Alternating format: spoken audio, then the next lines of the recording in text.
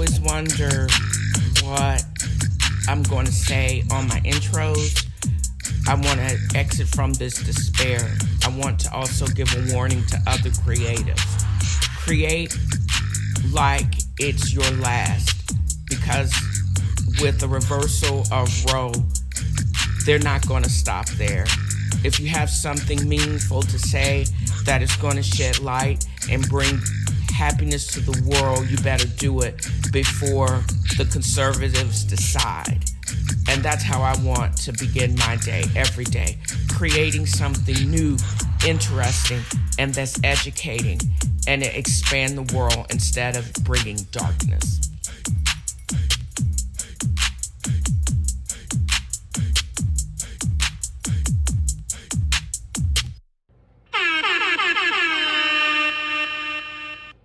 My glow up continues. Mad shout outs to the new listeners in Georgia and in New Jersey, holding it down for a sister. I'm just so excited that I've reached 30,000 downloads and I've added new listeners thanks to the editing services of Brighton Media. It's going just so well, and it's just amazing that people really are listening to what I have to say. How cool is that?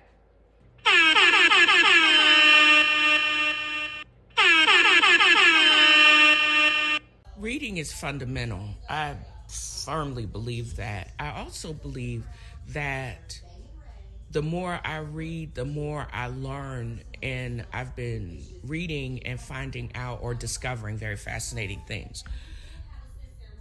For a while, between Antiques Roadshow and the British version of Antiques Roadshow, I have been really fascinated by antiques, and I was going to auctions pretty strong when I was working in South Carolina, because let's not get it twisted. There was nothing going on in South Carolina at the time. And I started following Heritage Auctions, which is based in Dallas, Texas. Fast forward, I still get emails from them every now and again about fascinating lots that become available. And as of yesterday, I clicked on one of the lots. It was a book, a signed or inscribed book of Martin Luther King that was inscribed to A. Philip Randolph. It is his stride towards freedom. One of the more fascinating bits of that was I didn't know that A. Philip Randolph was more radical, and he was, than Martin Luther King. He didn't really necessarily want to become their brother-in-law of the white man. He just wanted to become brothers. He wanted a reconciliation and a redemption. And if you had to fight, you just had to fight. He knew that, this is Martin Luther King, that is, knew that nonviolence could shame the opponent and awaken his, push him towards reconciliation. And he was right about that. This lot, one, I was tripped out about the price. It's being auctioned off, and several of the items are being auctioned off through Heritage Auctions, but I was just tripped out about this reserve amount, which is $100,000, with the buyer's premium of $125,000, all a part of the estate from his literary agent. And I'm pausing here because I can't remember her name, because I didn't know this woman actually existed, Joan Davies.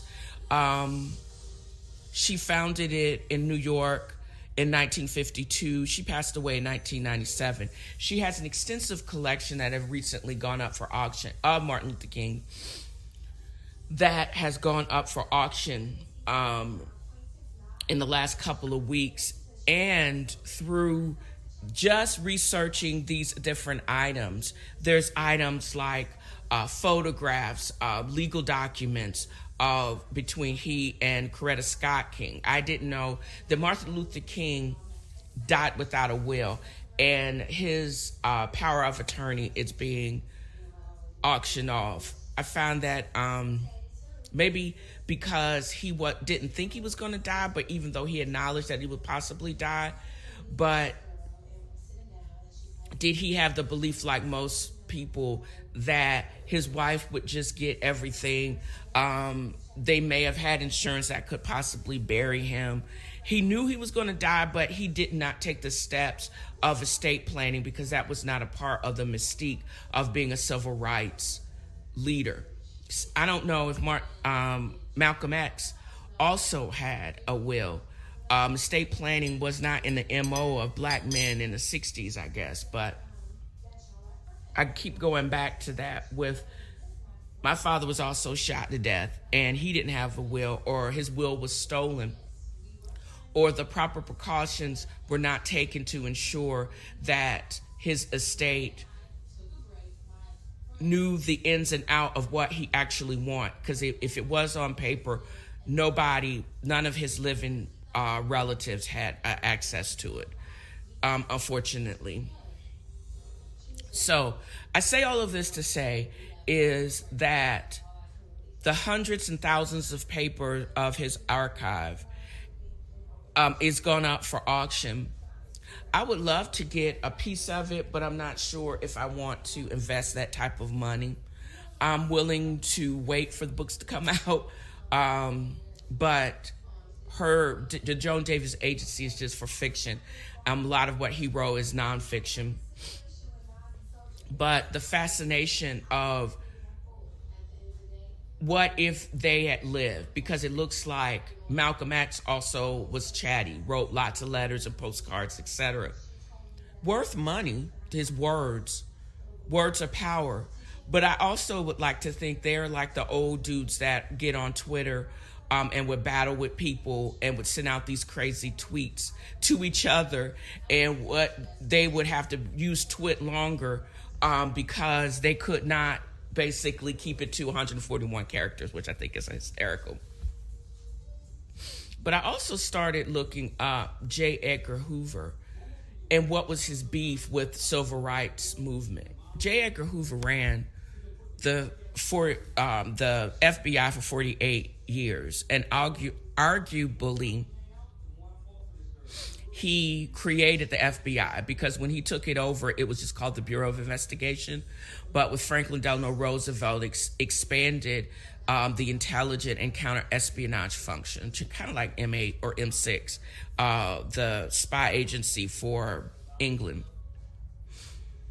He also thought that communists were very active in the United States to subvert our democracy. And his beef with the civil rights movement is he firmly believed that justice and equality did not extend to us. So it must have, and I think he used and abused his power to basically try to make Martin Luther King and others of the civil rights movement and the Black Panther movement use the communists to basically, that's why we should not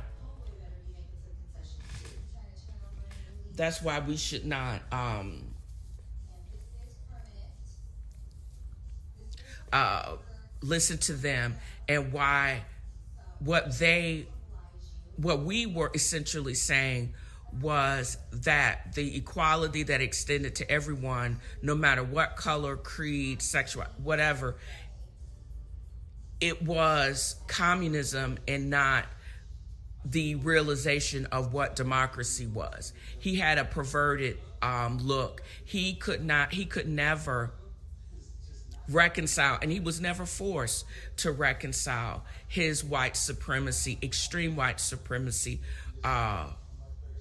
with the civil rights movement. It didn't have a place. It appeared to as such. He did great by expanding the fingerprint files, tracking down John Dillinger and George Machine Gun Kelly. Fine.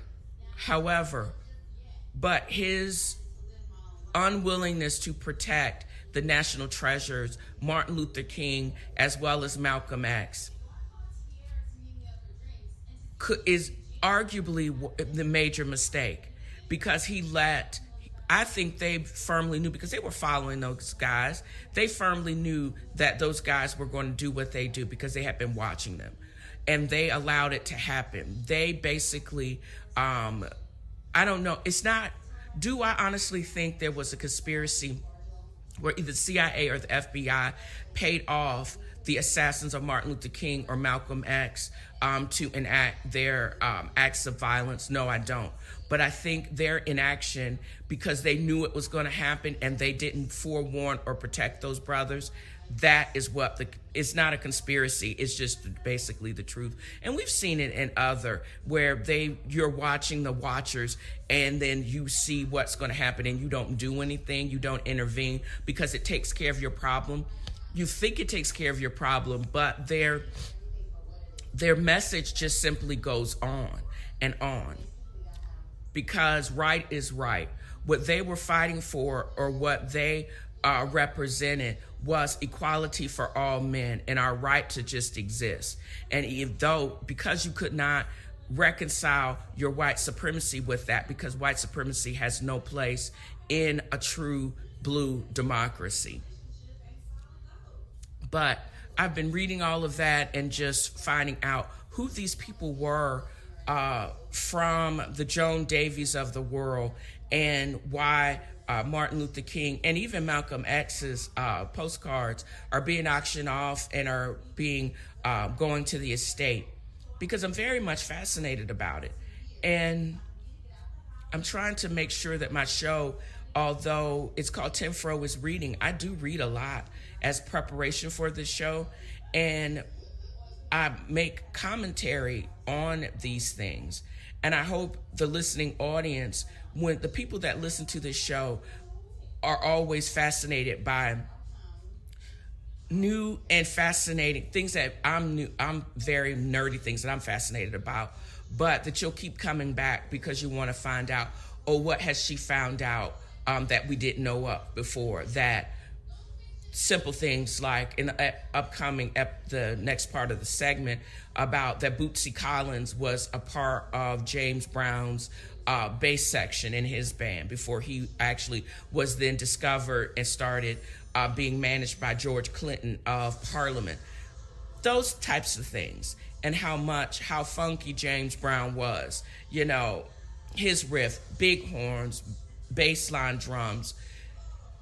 And he was a rich old dude when he passed away, but I don't think he had a will either. And he had a whole bunch of kids fighting on him. Took him a minute before he was actually buried. I have to look that up, because I wonder how long it took him for them to actually finally for him to be interred. So we don't live in Africa, where I think Demetri L. Lucas basically said that it can be up to a year before people are the final funeral is done. And it's a whole basically celebration and event. That was not the issue with James Brown's estate, is because they were held up in litigation, and that's why that man wasn't buried in a timely manner. But that's our American, unfortunately, the American, Black American way. So I am enjoying a very restful midweek, and I was listening to one of my favorite podcasters, Demetri L. Lucas, and she has been recounting her move to Ghana. And if you haven't heard, Blackfoot is happening. We've noticed that there has been a surge, what they call reverse migration, where we have returned to the South. But since basically 2019, 2020, with the murders of both George Floyd and Breonna Taylor, and then all of these mass shootings involving racists running up on us in our churches and at the grocery store, Black folks are just getting tired. It's more than just leaving the North and coming back South. It's basically leaving the United States altogether. There are whole YouTube channels devoted to this. There are people that have dedicated their blogs about this, and the top reasons that they're giving is pretty interesting.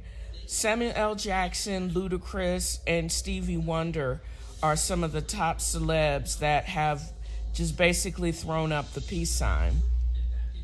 And back in 2018, there were a lot of people ahead of, and I remember this is one of my first assignments that I wrote for Fiverr about the celebration of the 400th year anniversary of first time enslaved people landing on this soil. And it's been crap ever since then.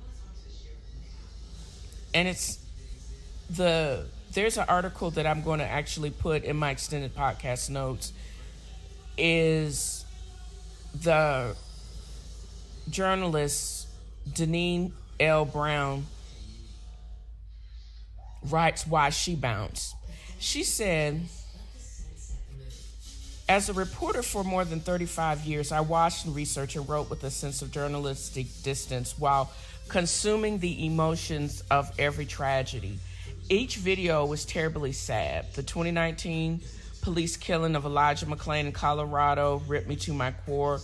I replayed the videos of McClain, 23, a peace-loving vegetarian who played his violin to shelter cats, pleading for the police to stop hurting him and just let him walk home in peace. We couldn't walk the streets, drive, study, go to the grocery store, sleep without fear of getting killed. One night while my trip to Ghana, my driver made a U-turn in traffic and was stopped by a police officer. My stomach dropped. It was the middle of the night and I was terrified. I watched as the driver got out of the car and walked toward the officer. Standing on the side of the road, the driver motioned to the officer, talking with his hands, explaining he was lost and apologizing for making the U-turn. The officer listened. After a pause, the officer said, "I forgive you. Go about your way." I want this kind of freedom, to live in a country where traffic stops end peacefully. I want the ability to move among people who look like me. I want to engage in intellectual debates without having to explain the history of this country's racism. I know no place is perfect, but I want to live in a country where racism is not a constant threat, which is why I have decided to eventually leave America. When or where I will go, I can't say for sure, but I'm definitely finally ready. Stevie Wonder basically put it bluntly. And one of the Afro-American studies at Howard basically said he's tired of being othered. Stevie Wonder was like, I'm tired of my children's children have to explain or beg for people to like them or to understand them. And the shift, especially during Trump's presidency, everybody was looking for a way out. And I know I was. And I've been thinking about this a lot because, and where would I go? The top places, of course, are any place warm. Costa Rica, go down to Belize with Rihanna and them, and of course Ghana and the rest of the western coast of Africa from which we were stolen. But it's just, or you can do what I've done, become more reclusive, and because I'm tired of explaining why it's not safe here. And even though I own this house, I hit that note every single month. But there are people that are willing to roll up on me and kill me where I stand because they have decided that I don't belong here. And why do people think that? Why are people in such a hurry to scam me and such a hurry to take what that I work for? And I know I could get so much more in so many other countries where the cost of living are only a tenth of what it is here, and still have a bougie quality of life, still have access to health care. And I know it would come with different problems, but after going through this mess here, I mean, I think I can handle a lot more. The ties that I have here, people can come with me, or like it's been for the majority of my professional life, they don't. They can stay where they are, and I would still be just as happy going where I need to go. So, people have to be very concerned that a lot of black professionals and a lot of black young people are just tired of the fight because the fight is rigged, and they need a break. They're burnt out. So beware, because we're taking our intellectual energy, our creativity, and our funds out of the country because y'all are acting crazy and like you don't need us. Well, fine. Don't need us. We going where we are absolutely safe and welcome. We are returning home to Mother Africa. Okay, let's have some Dream Girls fun. Yes, come on, okay. Ask me. Wait. So it was 41 years ago. Can you believe it? No. 41, and I'm only 40 myself. Listen. Let me tell you about my moment. Earlier, we added it up. Look at this. I remember that was another great center stage moment. I remember taking that picture, and we were so happy because we knew we had a hit on our hands. Yeah. Wow. Yep. I'm really having a moment because I wish I could have been able to see that. Oh. And then I was going to say, I was born the year it came out. Yes. Do you remember what your audition was like?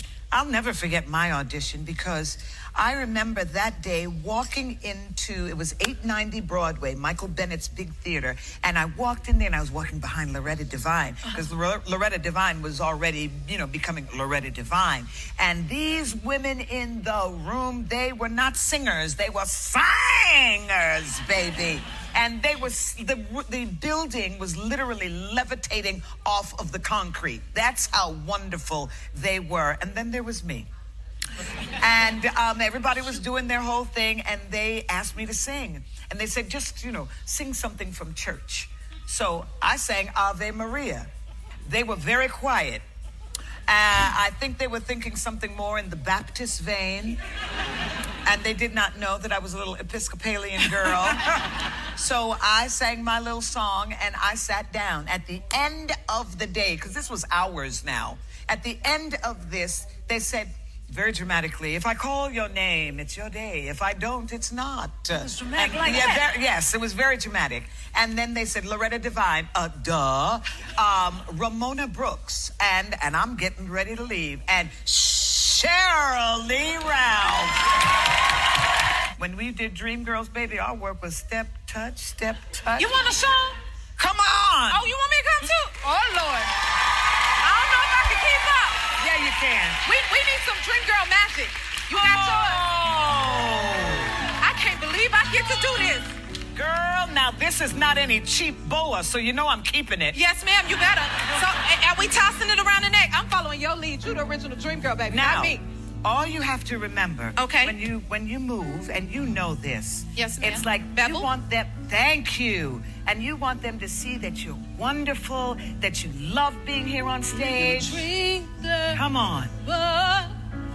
We'll make it happen. Now make it sway. Oh. Yes, ma'am. And you look at them, look up. That's right. Come on, sing, baby. Now wait, here we go. Dream girl. Look up. Dream look girl. Down. Dream girl, will never leave you. Come on. I know you got to dream. And guess what? I'll be there. Oh, she's here, y'all. That was Jennifer Hudson getting her full life with the EGOT, Cheryl Lee Ralph.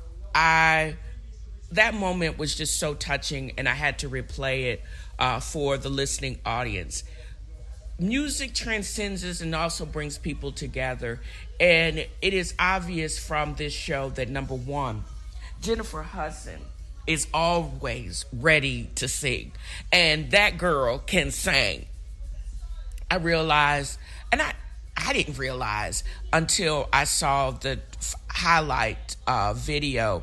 I'm going to put this clip in the show notes as well as the clip where she talks to, it's just like a highlights reel, but she also, you got to go to YouTube to look it up, but she also talked to Simon Cowell about she did not win. And I thought about that. I'm like, yeah, that's right. That was like, I always thought that was like one of the biggest mistakes from America's Got Talent, but it really wasn't, because it was her singing Barry Manilow song and the range and how she sung it, like, and I am telling you, that's how she got the Dreamgirls gig. And she went on to have, and still is having, her moment. And I didn't know she turned 41 this year. She looks amazing. So did Sheryl Lee Ralph. She did that when she was, in her 20s? Or maybe she was in her 20s. And she still is beautiful, because black doesn't crack. And it just was just so amazing to watch her get all gushy over her. And I've forgotten, but and it's obvious when Loretta Devine did a cover, Until You Come Back to Me, on P-Valley, but you almost forget her extensive, stellar singing career and how absolutely amazing it is. And I just love the fact that I think my dog likes music too, because she is a superstar herself. But now I realize that she responds to my voice, but she responds positively to just beautiful music too. And I've been playing a lot of music as of late. But this is one of those shows, I'm not getting a kickback for this. If you get the chance to watch the clips, and watch them often on my extended blog post notes, as well as go to YouTube and catch it. Hopefully it's on ABC or NBC and not on that other crazy gaslighting network called Fox. But this is a show that if you want to see Jennifer Hudson get her whole life, and she has some amazing guest stars on the show, Sheryl Lee Ralph, just to say the least. But you got to watch this show and just enjoy the music like I have. With such a icon of American entertainment and American culture in general, was mind-blowing. It still is. This whole opportunity from start to now has just felt like some kind of dream, really. Yeah, I don't know if he feels he gets his due or not, but we're talking about somebody who's, how many people have done what he's done? I can only think of one, and that's Charlie Chaplin, and he's a black man in this country. That's a different tier for me. One of my cousins made me cry this morning because I have a big family. I'm from Virginia, and I have 10 aunts. I have uncles too, thankfully. But I have 10 aunts, and when I first moved to New York, only one of them, for the first few years would reach out to me and check in on me. And she just encouraged me or whatever. And every time she signed off from that phone call, she'd be like, I love you. And just remember, just like Tyler Perry, you can always write your own, right? Wow. And to be at this juncture, with him, and Soleil, more specifically with him, I can't speak to that other than the story. I just, it feels divine. It feels like the alignment is real, and I'm just grateful. I'm grateful. You know what? Shout out to your aunt. I feel like she spoke All that 10. into your life.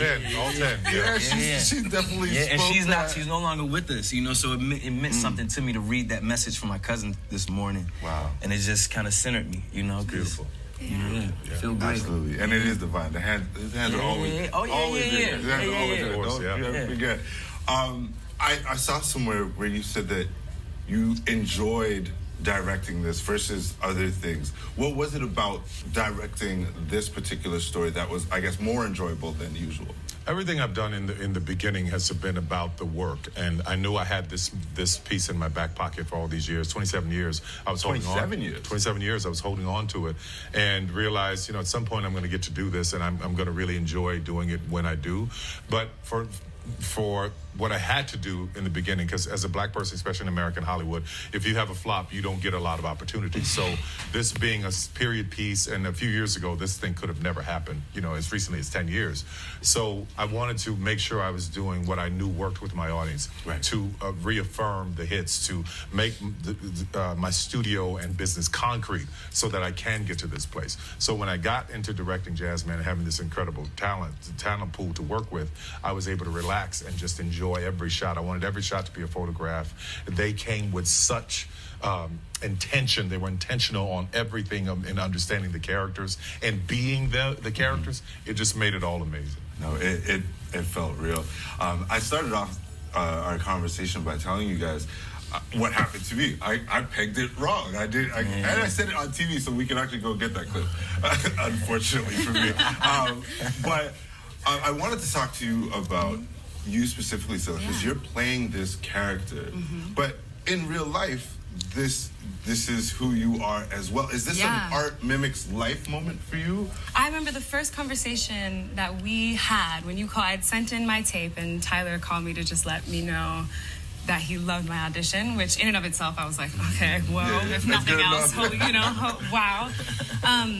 But I have found, our industry is based, it's based so much on the visual of what we look like. And living in America, race is very polarizing, white and black. So I think mixed race people kind of find themselves, especially in our industry, having to, pass as one thing or another, fit into someone's box of what they are. And I think I can count on one hand, the number of opportunities I've had to audition for roles that are actually me. So to take up space as myself in a story is an opportunity that I have had twice in my professional career. There's so much judgment for a lot of the people who made that choice in the past to pass.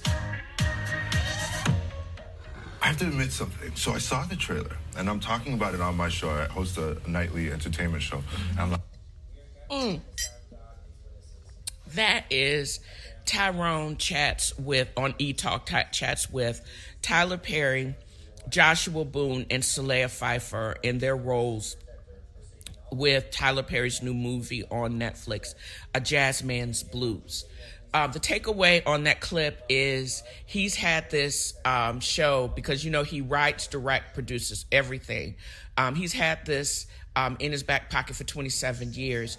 He waited until he actually has one of the largest black-owned production company and studios in Georgia, right outside of Atlanta, built on a former Confederate Army base, if that doesn't blow your mind. But it tells the story of a young woman who basically is pimped out by her mother, who is passing for white in Hopewell, Georgia. I took away from it, although how Jennifer Hudson's show is very inspirational and filled with music. This show is also it's problematic, but it's also, he made the reference to, he basically could enjoy every shot. He knew he couldn't make this show 10 years ago. He had to go through a lot of Medeas and reunions to get to the place where he actually could recreate this. It's a nod to the color purple, the juke joint, the singing, the jazz. And it's also a nod to the fact how wonderful the story is told. I think this is one of the most cohesive stories that I've seen for Tyler Perry. I had remarked to my sister how it seemed a little bit darker than what you're used to getting from Tyler Perry. But on another level, it's probably one of the best and tightest movies I've seen, or productions I've seen he's ever produced. Kudos to him. But it's a story of a woman who basically is passing for white And her mother, to protect her own well-being, basically lies to the white husband that the black dude played Bayou, played by Joshua Boone, whistled at her. And that's how because she knew that both of them were in love. And it also comes, entire story comes back full circle. He basically runs away for his life, makes it big in Chicago, goes up there with his brother, who's always felt jealous, and I didn't understand the ramifications. It was like the light-skinned, taller brother who played the horn always had, it was a bit of sibling rivalry, and he could not understand why he was still second best, even though he was the lighter skinned and oldest brother. He basically rats his brother out, and when they come back, because he came back to basically help his mother out, and the brother ended up telling on him and saying that he was coming back, and they end up getting him and lynching him. And it was his brother's fault. And I still am having a hard time understanding the reason, number one, why the mother was so hell-bent. She just was basically trying to protect her status and her comfort, and her own daughter be damned. And then how the brother basically ratted on his own brother, although he knew he was going to get killed.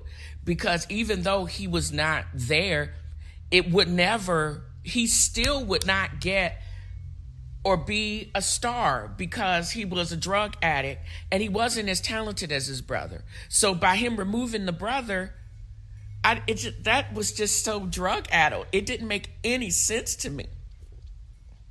And I felt bad and it was just such a waste. What was also a waste was the fact that the young woman, she basically stayed in a loveless marriage, had the dude that got lynched kid, didn't know who his father was until the grandmother came and dropped off the letters towards the end of her life. I'm sure she blamed this woman for her son's death. Not rightfully so, because unfortunately in the South, and to a certain extent, dying by the hands, an unarmed black man dying at the hands of law enforcement is not a new thing. And it wasn't then, and it still is not a new thing today. But he loved her against his better judgment and against all odds. And the fact that his own blood, for some unforeseen reasons, was willing to sacrifice his life, the brother's life, and still get nowhere, to me is just it's not ironic, it's just so sad. But as far as something great to watch, Jazzman Blues on Netflix.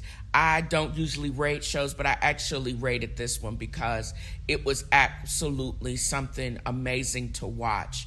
I'm also going to tag and put this also in the extended show notes, just a conversation between Tyler Perry.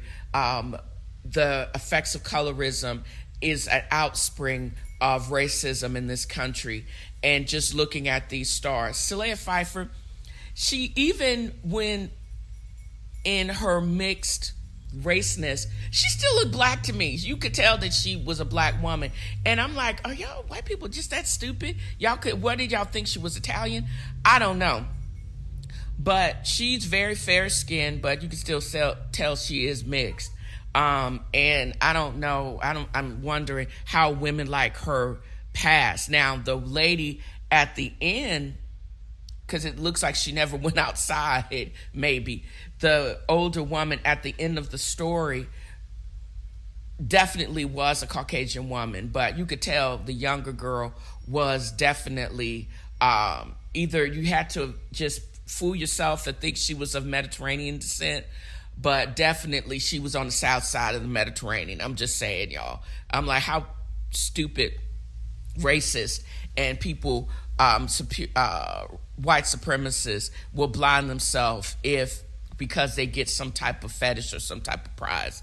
It just beyond me.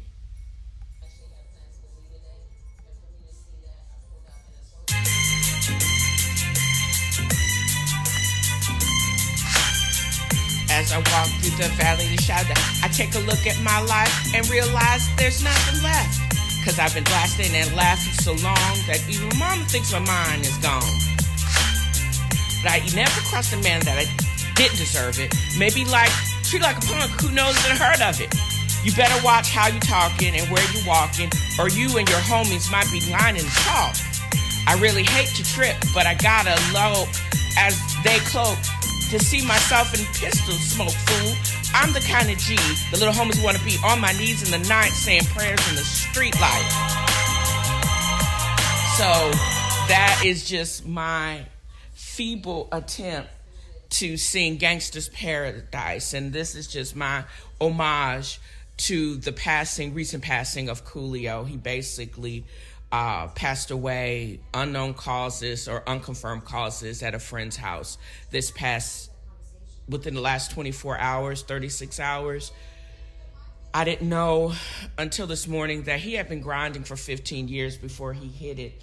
And he was concerned that everyone would just know him from Gangsta's Paradise, which not only put him on the charts, but also made the movie Dangerous Mind a living, breathing thing 31 years later. Just because of the success from that song. He would go on to produce 8 other studio albums and sell over 17 million records. An amazing life cut short. Rest in peace, the great Coolio. And for those of you that are just joining, this is Tnfro is listening to her daddy's records. Hi, I'm your host, Felicia Baxter. This particular show is we're going to be listening to funk through the ages. We're going to be listening to some George Clinton, from P-Funk to Parliament. He had an annihilation humanist management style, which means he was probably all toked up or wilding out on some psychedelics, and he basically would disband and reband the band and create even larger and crazier than life music. But there's also a lot of other funk masters like Bootsy and the African Music Machine that have been the background of the funk movement for a number of years, like the Dap Band. Oh, I didn't even include the Dap Band. I need to add them. But this current list is over 201 minutes of pure funk nation. I got Nerd, I got Cameo, and also James Brown, who I didn't really consider a funktastic master. I got Mtume. This is just so much music to enjoy. And also, I Want My Daddy's Records playlist is basically blowed up. You got to navigate to that on iTunes and stream often. I hope they have control of their masters. I hope that we all get a bit of funk history by listening to this show. And as always, thank you for joining me. And I hope this will find you and let you get your groove on if you're waiting in traffic or wherever you are. And thank you for listening. Bootsy Collins, and I think his name is Catfish Williams or something like that, were both bass guitarists in James Brown's band. I always wonder how R&B and soul all contributed to the foundation of funk and how they incorporated all of that into disco, but how all of those genres continue where disco basically died out in the late 70s, early 80s. So with that said, let's enjoy African Music Machine Blackwater Gold.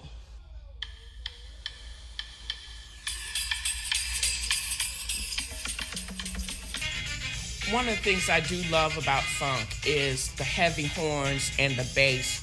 I don't want to play this too loud because I don't want to get accused of copyright infringement, and that just brings up my whole sync licensing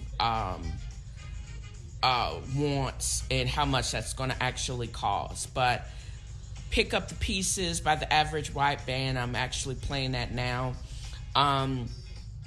But there's bands like BT Express, the Brand New Heavies, the Brothers Johnson, that all have the consistent funkadelic kind of rhythm to it, and but they all have their own unique sound. And I had forgotten how Cool Commodore and how much of a funk band they were until they crossed over into the mainstream pop scene. So again, navigate to iTunes to listen to this extensive playlist if you haven't been able to tune into my live AMP show, and just drop me a line and have suggestions or for additions and deletions. I greatly appreciate it, as long as the comments are not too trolly. Right now I'm playing Cameo on AMP, and prior to that I had played the Brand New Heavies, and I was remarked on the influence of R&B, soul, and funk on the hip-hop genre. Each is distinctive, all influenced by each other, but still its own super international entity. And that's the great thing about music. You can see how it influences.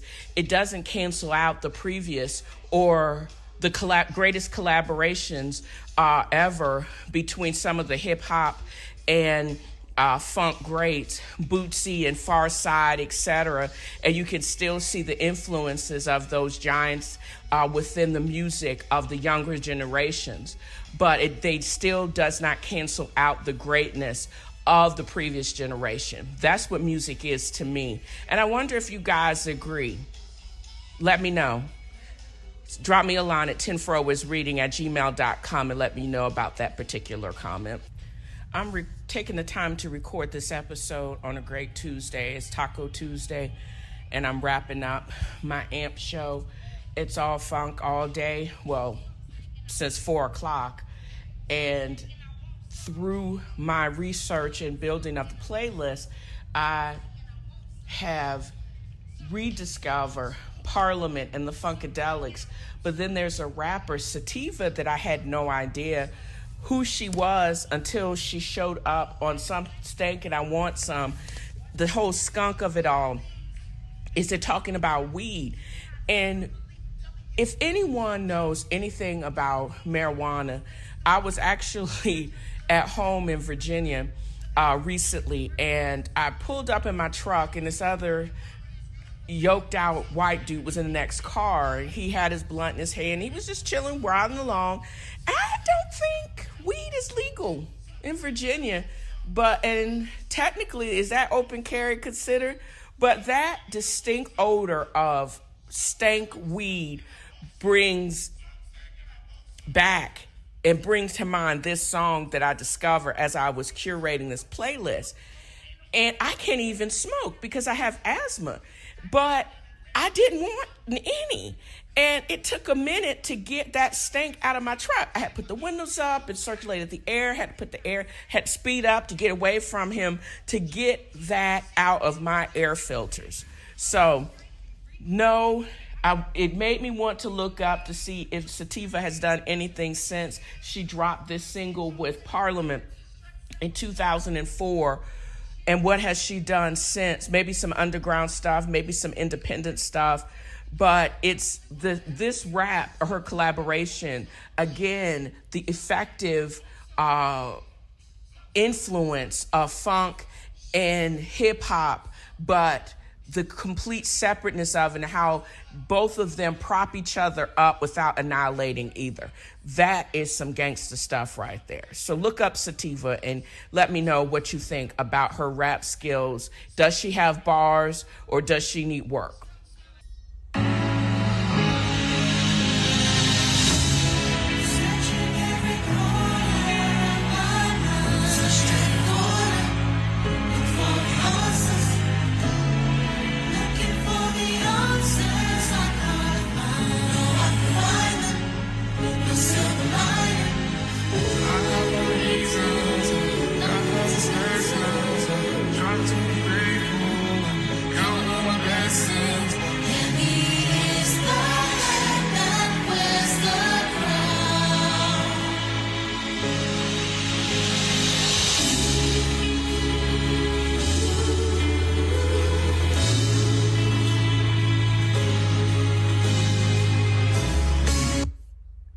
That is Stormzy from the Global Citizen Festival 2022 that popped off this past weekend in Ghana. And from the looks of it, it was the bomb. Usher outperformed himself, looking like King T'Challa. Mariah Carey in all of her gold finery in Central Park. I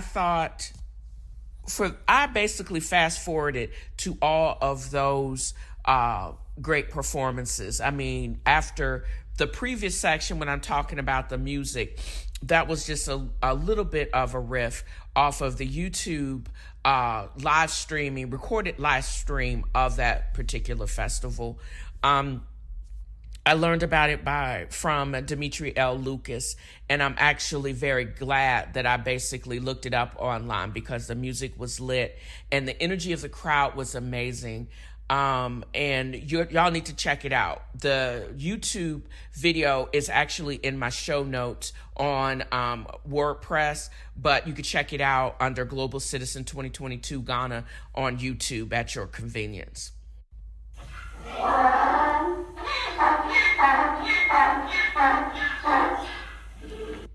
There seems to be a whole bunch of donkeyness going on, and I had saved this discussion about the political gaslighting. I actually saved this almost 2 weeks ago.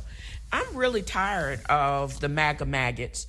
I'm tired of them gaslighting us. This comes from Huffington Post, where this fool Trump calls Biden's speech offensive and a threat to democracy when he's been doing the same crap for a number of years.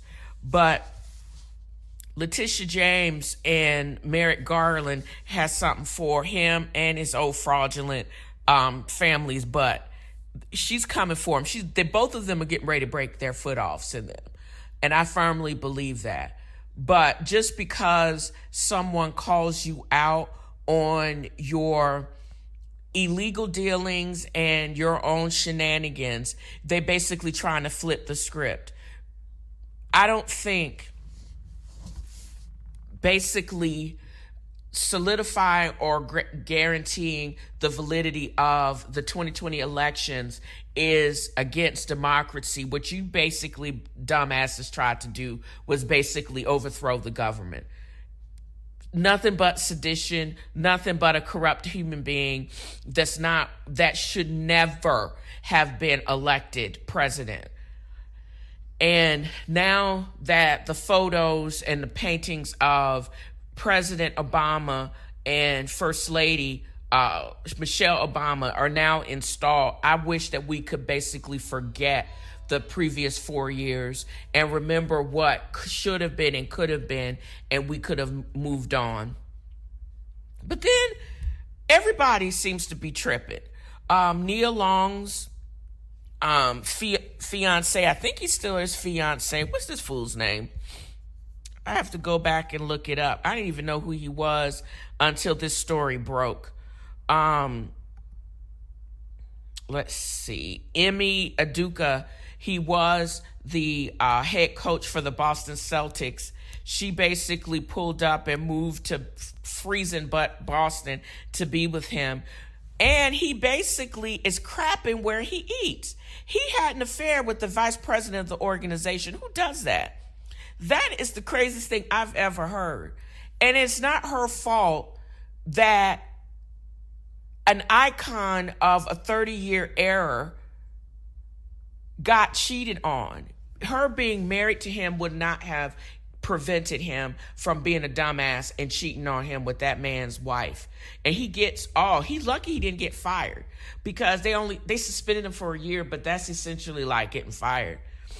But I'm sure it's suspended with pay, because he gets paid whether he coaches or not, but he could have been terminated. And that's too bad on him. Who wants to cheat on Nia Long? That's some dumb crap right there. And then Brett Favre is caught up in this whole welfare scandal. They basically diverted funds that should have been to provide health care in the poorest state in the union. That stuff was diverted to provide a volleyball facility and some stuff for his alma mater. I don't think we've heard the last of that. Charges have been rendered against high-ups in the government, including potentially the governor, and everybody is snitching. So that, to me, has landed Brett Favre, of all people, former Green Bay Packer quarterback, former Sportsman of the Year, on my Donkey of the Week list. And I can't make this stuff up. How you go from Sportsman of the Year, multi-million-dollar quarterback, to welfare king or welfare queen? Girl, people need to stop acting stupid. That's all I want them to do. Make better decisions. Stop gaslighting people and pay your freaking taxes. Why not? Let's just start there. Why not? Let's just start there. The hijab is an Arabic word meaning barrier or partition. In Islam, it has a broader meaning. It is a principle of modesty and includes behavior as well as dress for both males and females. The most visible form of hijab is the head covering that many Muslim women wear. This goes out to Masa Amini, a 22-year-old woman that was killed in Iran for her hijab being too loose. Listen to this from NBC News about the protests that are spreading across the world, definitely in Iran, and the crackdown that the police there are warning of. Tonight, violent unrest in Iran, sparked by the death of a young woman in police custody, continuing now for the 10th night. Iran state TV saying 41 people, protesters and police, have been killed since demonstrations began on September 17th following Masa Amini's death. But Norway-based group Iran Human Rights say at least 76 have died. Many arrests are being made even during the day when protests aren't happening. Security agents identifying people they believe were on the streets at night. According to the Committee to Protect Journalists, at least 20 journalists have been arrested, many of them women. On Saturday, Iran's president issuing a threat on state TV, saying that Iran must, quote, deal decisively with those who oppose the country's security and tranquility. The Associated Press reports that according to their count of official statements by authorities, more than 1,200 demonstrators have been arrested. The number could be much higher, the government cutting the country off from communications with the outside world.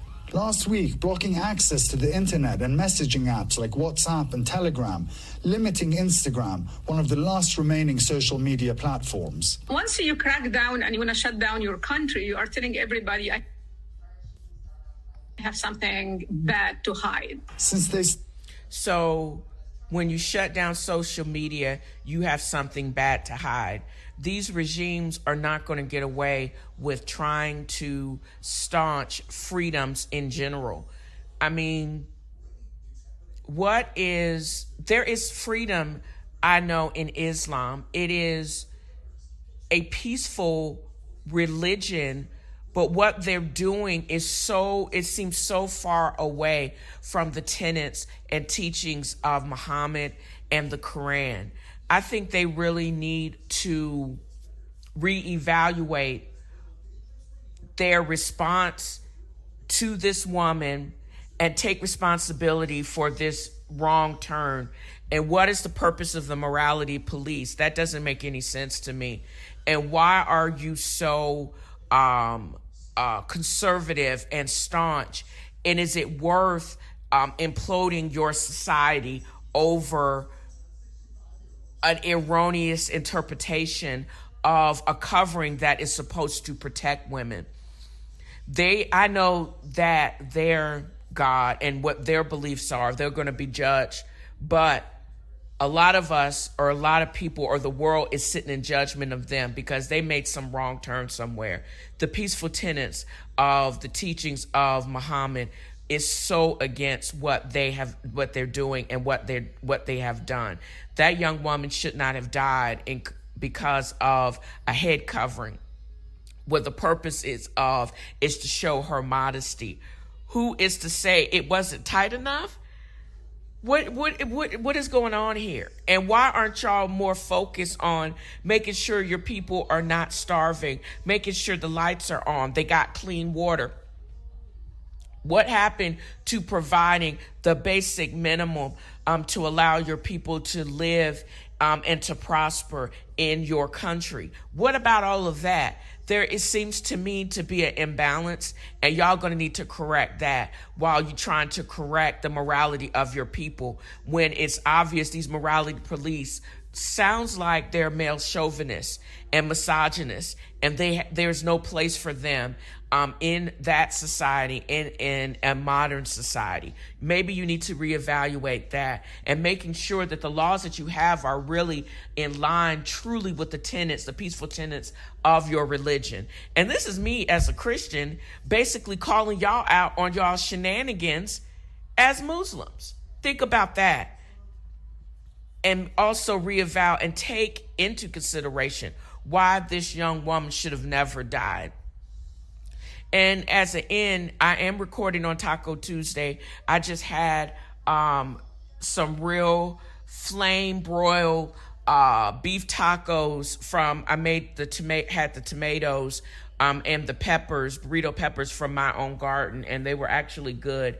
But I'm gonna have to take some Pepsid and drink, probably eat a little bit more sour cream to take this heat off of my tongue as I go and dream of Speedy Gonzalez dogs running wild and running around happy as they attack me for my food. This has probably been one of the most productive days of my recording. I'm recording on time as far as Quark's Bar. I listened to some great music. I've made some commentary on some really amazing things, some pop culture. I'm going to probably save Quark's Bar for Donkey of the Day and music selection.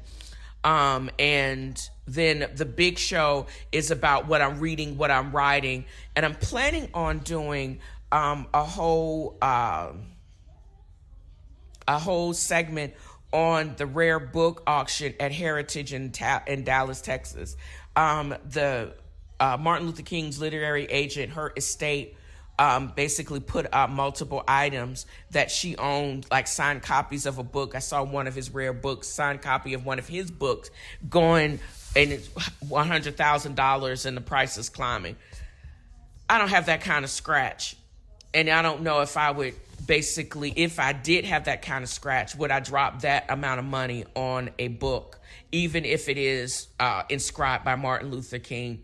But that also brings me up into inheritance. I have been talking about one of the things that I inherited from my father, his extensive musical collection. And as I unloaded it from the back of my truck, I basically reflected on that. And I just want to say that it's an honor that I have been instilled and entrusted with his prized record collection. But to all of the other people that want to basically slither their way and see how they can weasel money from me, I don't got it. That's to everybody excluding the IRS. Ain't got it for you. Don't ask me for it. But I will be using, just watch me as I utilize those funds, etc., and continue my glow up, because that's, I think, was the whole intent of him leaving me these things. So I'm having fun. I hope you have fun listening to the podcast. I hope you tune into not only the podcast, but also to me on AMP as I continue to create great playlists and have some great music as people drive home or first thing in the morning, leaving or coming to work. That's what I plan on doing.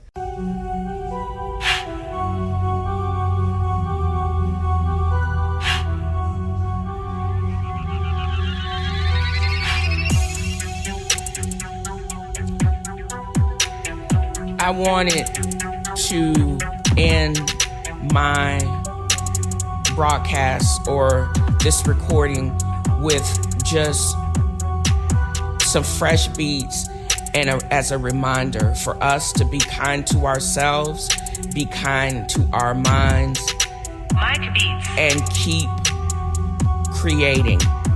I mean, there's just so much horrible things and mean things going on in the world.